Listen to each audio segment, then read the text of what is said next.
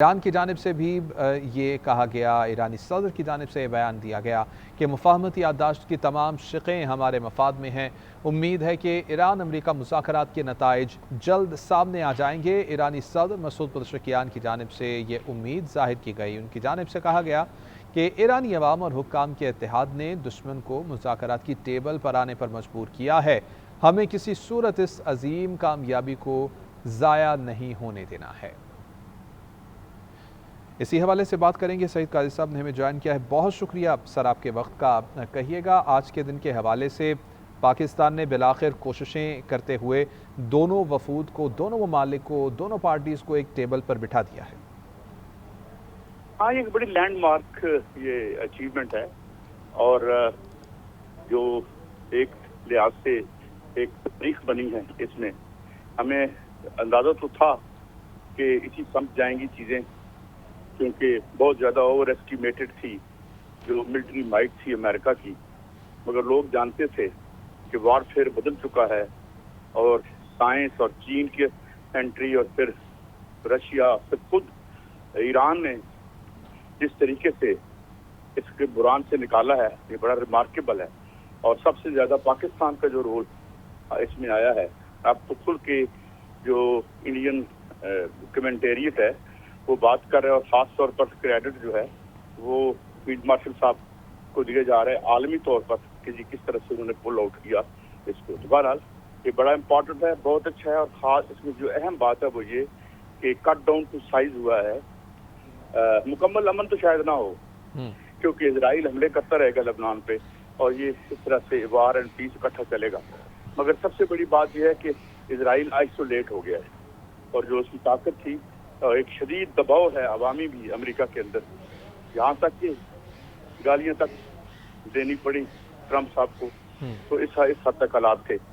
तो इसलिए America Israel cut down to size हुआ है, एक इलेक्ट्रल लायबिलिटी बन गया है। पहले वो इलेक्शन के लिए बड़ा उसको समझा जाता था कि उसकी मदद या यहूदी लाबी जो है वो अब एक लायबिलिटी बन गया है। और जो ग्रेटर इजराइल का एक मकरू मंसूबा था वो भी नाकाम हो गया। जी बिल्कुल। अच्छा सईद काजी साहब, हम ये देखते हैं कि जब भी लबनान के ऊपर हमले किए जाते हैं इसराइल की जानिब से, इस तमाम के तमाम अमल को स्पॉइल करने की कोशिश की जाती है, तो ईरान का भी काफ़ी सख्त रद्द-ए-अमल सामने आता है। हुर्मुज़ को बंद कर दिया गया जैसा कि गुज़िश्ता रोज़, और ये कहा गया कि जंग बंदी माहदे की खिलाफ वर्जियाँ की गईं। आप क्या समझते हैं कि अगर इस तरह की चीज़ें जारी रहेंगी तो फिर किस तरह से हम उस पॉइंट पर या उस नतीजे पर पहुँच सकेंगे जिसके लिए ये तमाम एफ़र्ट्स की जा रही हैं? देखें, मैंने आपको कहा ना कि मुकम्मल अमन जैसी कोई चीज़ नहीं होगी, क्योंकि जो इस वक्त एक इंतहाई एक्सट्रीम राइट विंग इजरायली जो सेक्शन है ऑफ द रूलिंग क्लास, वो इस वक्त पावर में है।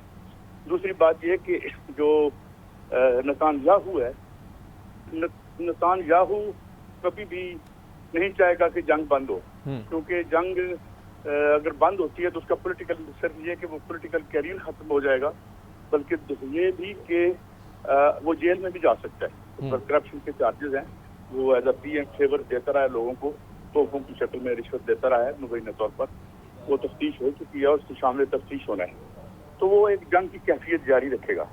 लेकिन बाई एंड लार्ज वो अब रिट्रीट पे ही जाएगा, इसराइल पसपाई पे जाएगा, क्योंकि ताकतवर ईरान जो उभर रहा है माशी एतबार से, और उसकी तेल बेचने की उसकी तमाम सेक्शन हट गई हैं।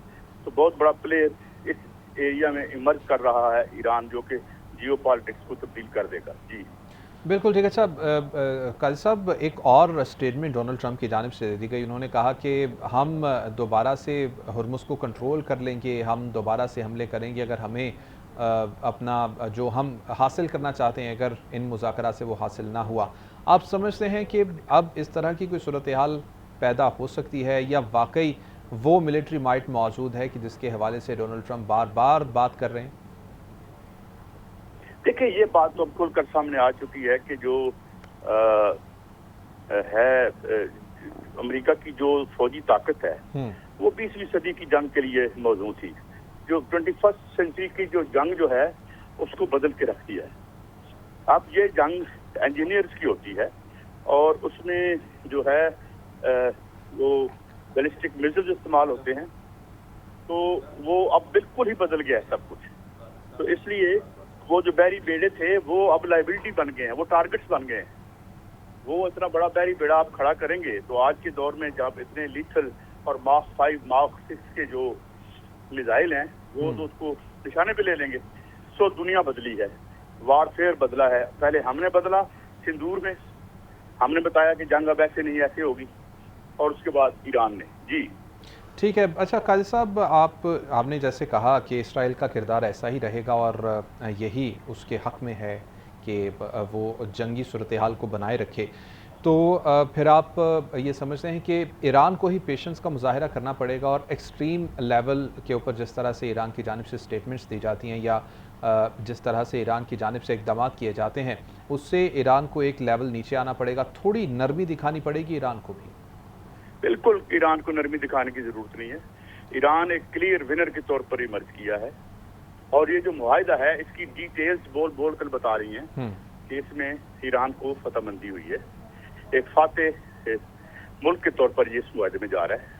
جس طرح میں نے کہا کہ چھوٹی موٹی کہانی لبنان میں چلتی رہے گی, تو اس لیے مگر بڑا اچیو کیا ہے ایران نے, آئسولیٹ کر کے اسرائیل کو ایک بڑی اچیومنٹ کی ہے. آئندہ وہ اور مزید طاقتور بن کے ابھرے گا, اس کی معیشت جو ہے وہ اب بہتر ہو جائے گی, بہت بہتر ہو جائے گی. تو اس لیے چھوٹی موٹی تو یہ ہوتا رہے گا لبنان میں, مگر الٹیمیٹلی شکست جو ہے وہ اسرائیل کا مقدر ہے. ابھی تک کافی امپورٹنٹ ڈیولپمنٹ ہو چکی ہیں.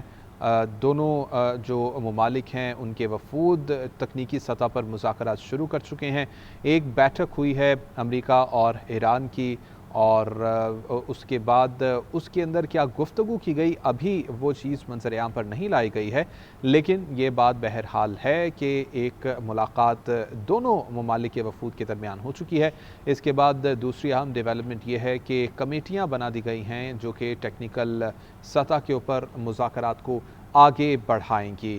اس موقع کے اوپر گفتگو کی گئی وزیر اعظم پاکستان کی جانب سے, اور اس کے ساتھ ساتھ امریکی نائب صدر کی جانب سے جے ڈی وینس کی جانب سے گفتگو کی گئی, اور قطر کے وزیر اعظم کی جانب سے بھی گفتگو کی گئی. قطر کے وزیر اعظم اور جے ڈی وینس کی جانب سے پاکستان کے کردار کو سراہا گیا, اور جے ڈی وینس نے کہا کہ وزیر اعظم شہباز شریف اور فیلڈ مارشل کا کردار لائق تحسین ہے. امن کے لیے پاکستان کے کردار کو دنیا بھر میں سراہا جا رہا ہے. امریکی نائب صدر کی جانب سے یہ کہا گیا کہ فیلڈ مارشل عاصم منیر ایک بہترین سپہ سالار ہیں.